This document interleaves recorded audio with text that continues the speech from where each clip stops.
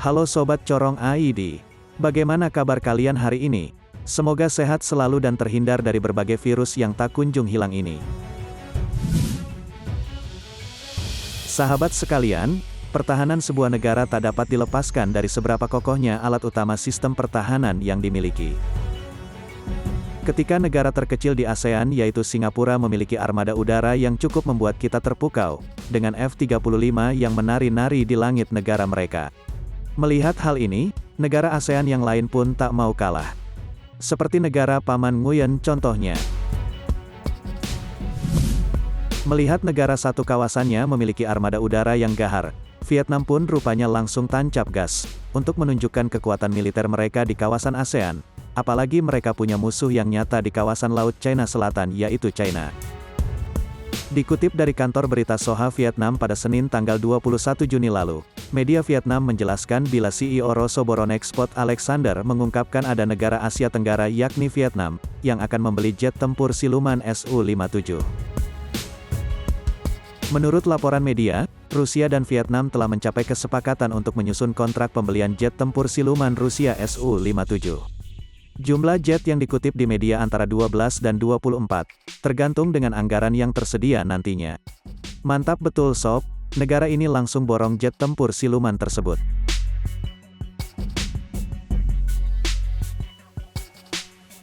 Iya, bagaimana tak tertarik dengan Su-57 milik Rusia ini? Secara Su-57 merupakan jet tempur multiperan generasi kelima yang dirancang untuk menghancurkan semua jenis target yang ada di udara, darat, dan laut.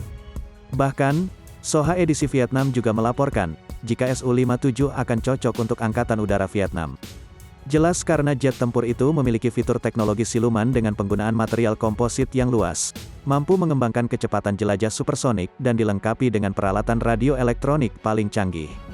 Tak lupa, jet tempur ini memiliki sistem radar yang kuat, sistem pengendalian tembakan yang sangat baik, dan yang tak kalah pentingnya, harga Su-57 jauh lebih terjangkau daripada jet lain dari kelas yang sama, termasuk J-20 China. Bahkan berkat kemampuan manuvernya Su-57 dinilai mampu mengalahkan F-35 buatan Amerika Serikat dalam pertempuran udara 1 lawan 1. Karena seperti yang kita tahu ya, F-35 kurang mampu untuk bermanuver, mereka hanya menang dalam kekuatan elektroniknya saja. Sahabat sekalian, dengan kehebatan yang dimiliki Su-57, tak heran jika Vietnam tertarik dengan Su-57. Namun ya balik lagi, anggaran mereka masih belum jelas, masih abu-abu kayak Indonesia. Enggak, Vietnam mah sudah jelas jika pengiriman pesawat tempur Rusia kemungkinan akan dilakukan pada periode tahun 2030 sampai tahun 2035 mendatang. Namun Indonesia masih abu-abu nih, Su-35 saja tak tahu kapan datangnya. Bagaimana jika kita tanyakan saja pada bapak-bapak yang duduk di kursi empuk itu? Sahabat sekalian, Vietnam bukan negara pertama yang membeli jet tempur Su-57 Rusia. Karena menurut Mena Defense, Al Jazeera telah memesan paket pembelian pesawat dari Rusia, yang meliputi 14 jet tempur Su-57E, 14 pesawat pengebom Su-34, dan 14 jet tempur Su-35. Menurut media tersebut, perjanjian ini telah ditandatangani oleh kedua belah pihak.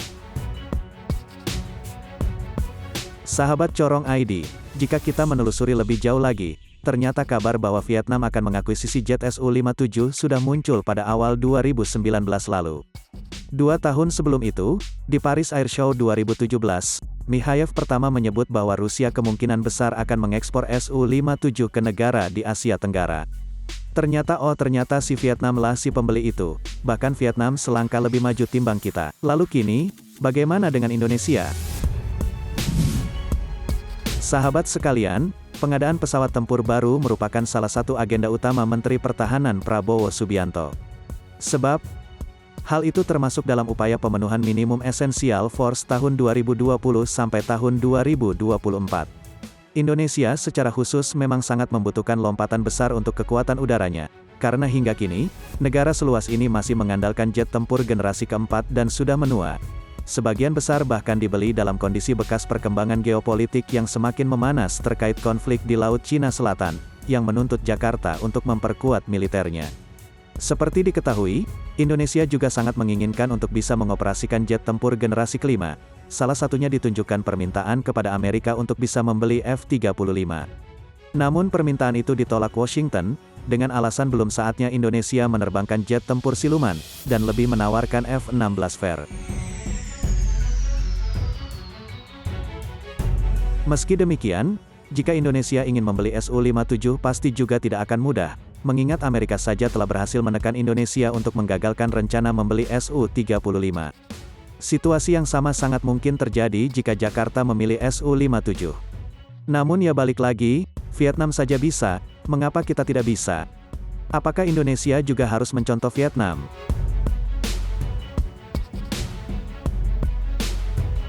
Negara-negara lain saja sudah berbenah mengakuisisi berbagai alutsista Gahar. Sementara kita masih berpikir konvensional, bersikap seolah tak ada musuh, berlagak seakan semuanya biasa. Ingat, konflik bisa terjadi kapan saja, tanpa bisa kita prediksi.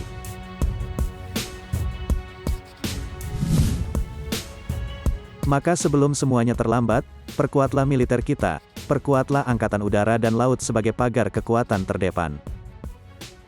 Negara kepulauan ini mutlak harus punya kekuatan Gahar di udara dan laut, tidak bisa tidak. Pertambahan skadron tempur dipercepat waktu prosesnya sesuai dengan kebutuhan, bukan keinginan, termasuk keinginan maklar. Tunjukkan kinerja penggunaan anggaran secara profesional, bangun komunikasi dan koordinasi serta sinergi dengan user matra angkatan. Khalayak menginginkan tentara republiknya mempunyai kemampuan tempur yang setara dengan kawasan ini. Postur kekuatan Spartan yang dimiliki prajurit TNI selayaknya diimbangi dengan perkuatan alutsista yang berteknologi tinggi. Dengan itu maka marwah teritori NKRI akan menjadi terangkat dan memberikan rasa segan bagi siapa saja yang mencoba melecehkannya, bukankah begitu?